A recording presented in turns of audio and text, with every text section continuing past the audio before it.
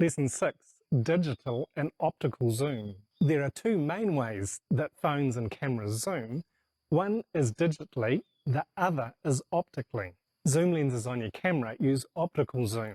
Smartphones use digital zoom. Even phones that have a 3 times or a 5 times zoom don't actually zoom, they just change lenses to make it appear that you're closer to your subject. It's important to understand the differences between digital and optical zoom if you want to maintain the highest quality photos. Most phones use digital zoom. What this does is to crop the photo into the center and then enlarge that portion, making it look like you're closer to your subject. Smartphones generally just use a wide-angle lens, and you're restricted to this unless you use some sort of a lens attachment. Your camera zoom lens is an optical zoom, which gives you better quality. You can adjust the lens to get a wider angle of view or to make your subject appear closer to you without losing quality. The size of a zoom lens on your camera can vary greatly. Kit lenses are generally pretty small, but the options for longer lenses are many. Some cameras also include the option to use digital zoom. Using the digital zoom function on your phone or your camera works the same way. It crops the image and enlarges the center of it. This results in a lower quality photograph. The more you zoom, the more that center part of the image is enlarged and the lower the quality becomes. To zoom, phone cameras must use digital zoom because they're too thin, physically too thin, to be able to incorporate any other lens elements that would allow them to optically zoom. This may change in the future as technology advances. Optical zoom lenses on your camera have many glass elements. They've got lots of different lenses inside them, and when you twist the lens, these glass elements move in relation to each other to adjust the field of view and make your subject look further away or closer to you. With an optical zoom lens, there's no loss of quality as there is when you digitally zoom an image. If your camera does have a digital zoom option, I recommend that you turn this off because it will help you maintain higher quality images. If you find that you can't get close enough to your subject, it's better to zoom with your optical zoom, take the photo, and then crop it and enlarge it later on rather than using the digital zoom function. If you have been enjoying using the digital zoom function on your phone, now's the time to stop. Get used to using the optical zoom on your camera and you'll find that the quality of your zoomed images is much better. As you take more photos and get used to the types of subjects you like to photograph, you may find that you want a longer zoom range than your kit lens has. But don't rush out and buy another lens just yet. Get used to using your kit lens, get familiar with what you can and cannot do with it. And if you find, particularly if you like photographing subjects like sports or birds or wildlife, you will need a longer zoom lens.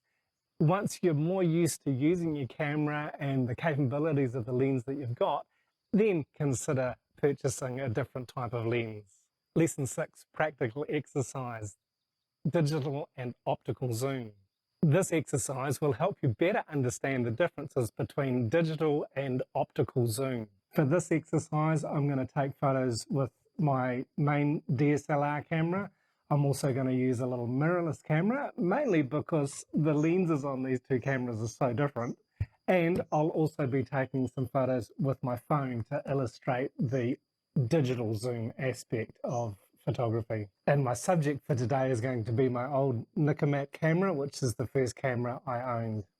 Start by setting your camera to aperture priority. This is A or AV on the dial. And find something to photograph, a subject that you like that you can photograph from about an arm's length away from you.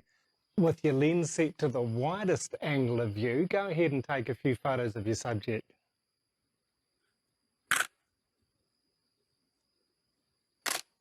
And then zoom your lens right into the closest it can get and take another couple of photos.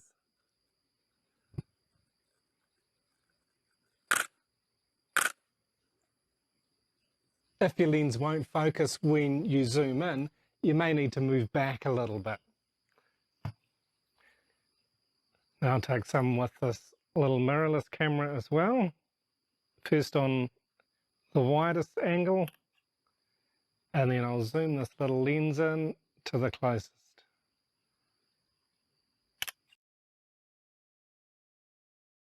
And if your camera does have digital zoom function, turn it on and do a couple using the full digital zoom as well.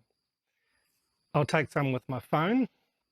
First, also set to the widest angle, the regular angle that the phone camera has. And then I'll zoom in as close as I can go.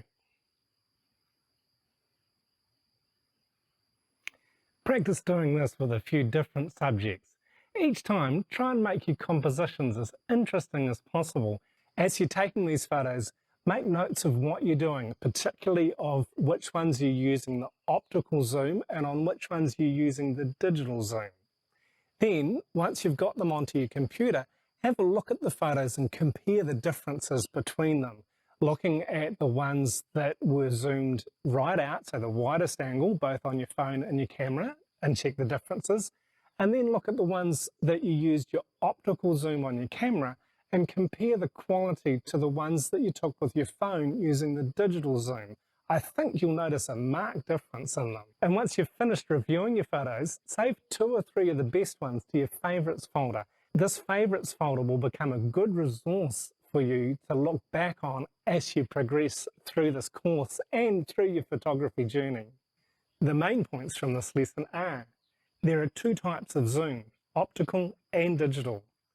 Optical zoom produces higher quality photos. Digital zoom is the same as cropping and enlarging a photo. Practice this to improve your photography. Compare the differences between using optical and digital zoom when viewing your photos at 100% on your computer.